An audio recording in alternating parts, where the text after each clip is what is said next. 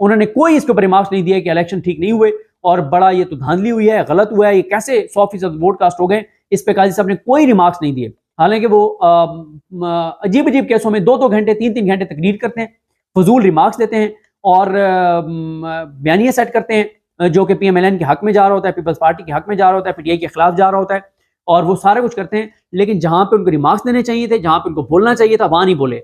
और काजी साहब को तो इलेक्शन के मामला सुनने ही नहीं चाहिए। इसलिए नहीं सुनने चाहिए कि कमिश्नर रावलपिंडी बता चुके हैं, क्योंकि कमिश्नर रावलपिंडी आज तक मंजर आम पर नहीं आए, वो लापता हैं, गुमशुदा है, वो कोई उनका पता नहीं है कि वो कहां पर है। और उनका एक मुबैना बयान टीवी चैनल्स पर चलवाया गया जो आज तक तस्दीक नहीं हुई कि उन्होंने खुद ये बयान दिया है। और कहने वाले तो ये भी कहते हैं कि वो अपनी मौका पे कायम है, उनको और उनकी फैमिली को इस वक्त कहीं रखा गया है और वो अपने मौका पर कायम है कि हमने बिल्कुल धांधली करके जितवाया है, वो अपने मौका से पीछे नहीं हटे और उनका वो बयान जाली है। तो ये है सूरत हाल। मुझे अपनी दुआ में याद रखें। अल्लाह हम सबका हामी नासर। अल्लाह हाफ़िज़।